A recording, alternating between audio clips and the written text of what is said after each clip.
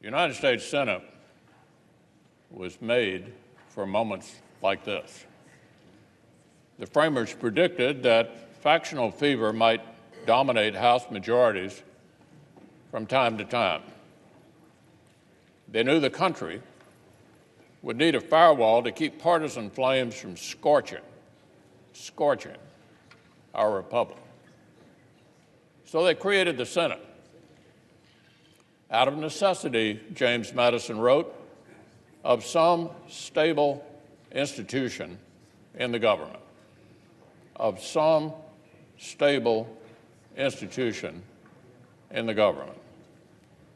Today, we will fulfill this founding purpose.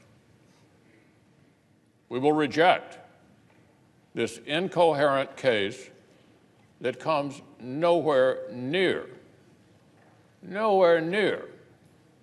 justifying the first presidential removal in history. This partisan impeachment will end today.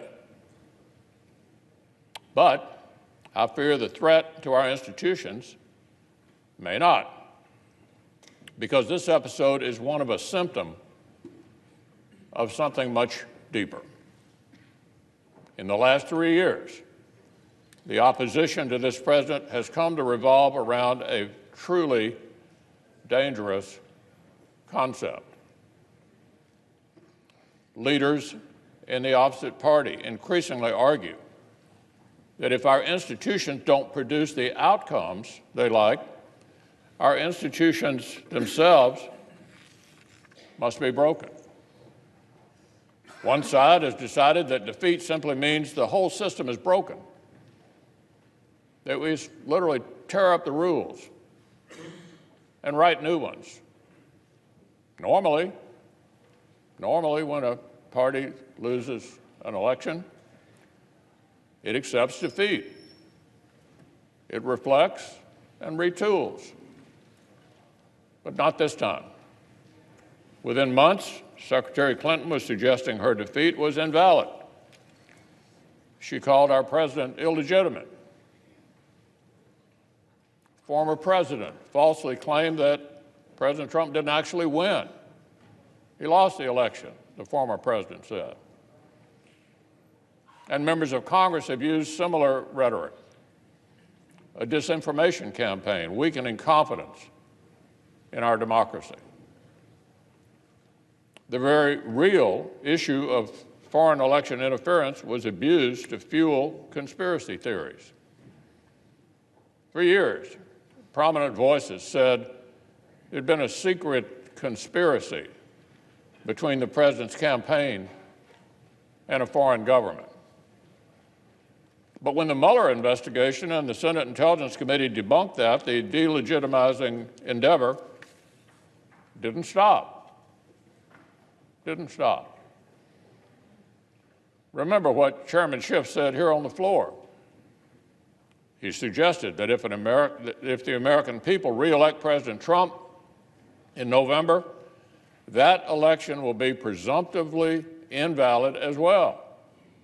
That's Chairman Schiff on this floor, saying if the American people re-elect President Trump this November, that election will be presumptively invalid as well. So they still don't accept the American voters' last decision. And now they're preparing to reject the voters' next decision if they don't like the outcome. Not only the last decision, but the next decision. Heads, we win. Tails, you cheated. And who can trust our democracy anyway, they say. This kind of talk creates more fear and division than our foreign adversaries could achieve in their wildest dreams. As Dr. Hill testified, our adversaries seek to divide us against each other, degrade our institutions, and destroy the faith of the American people in our democracy. And as she noted, if Americans become consumed by partisan rancor, We can easily do that work for them. The architects of this impeachment claimed they were defending norms and traditions. In reality, it was an assault on both. First, the House attacked its own precedents on fairness and due process, and by rushing to use the impeachment power as a political weapon of first resort.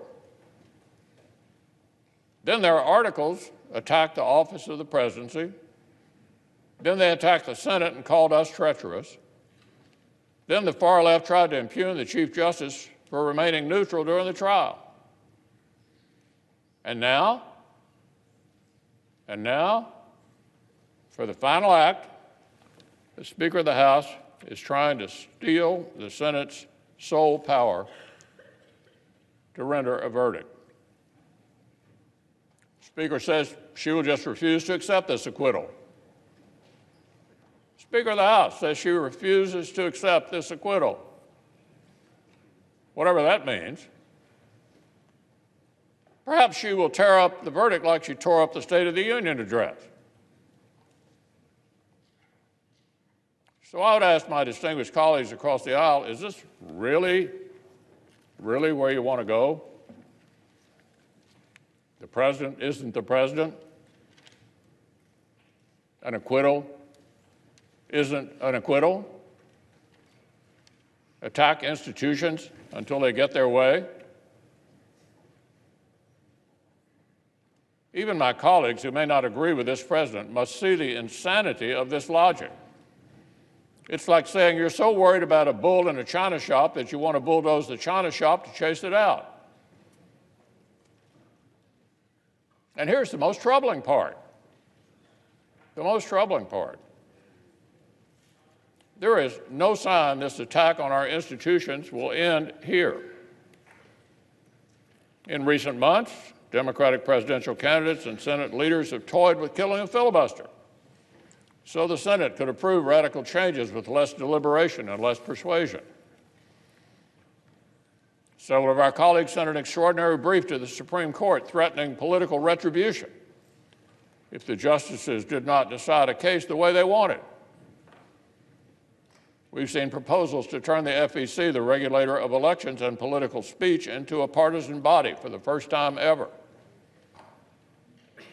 All these things, Mr. President, all these things, a toxic temptation to stop debating policy within our great American governing traditions and instead declare a war on the traditions themselves. A war on the traditions themselves. So, colleagues, whatever policy differences we may have, we should all agree this is precisely the kind of recklessness the Senate was created to stop. The response to losing one election cannot be to attack the office of the presidency. The response to losing several elections cannot be to threaten the Electoral College. The response to losing a court case cannot be to threaten the judiciary. The response to losing a vote cannot be to threaten the Senate. We simply cannot let factional fever break our institutions. It must work the other way, as Madison and Hamilton intended. The institutions must break the fever rather than the other way around. The framers built the Senate to keep temporary rage from doing permanent damage to our republic. The framers built the Senate to keep temporary rage from doing permanent damage to our republic. It's what we will do when we end this precedent-breaking impeachment. I hope we will look back on this vote and say, this was the day the fever began to break. I hope we will not say this was just the beginning.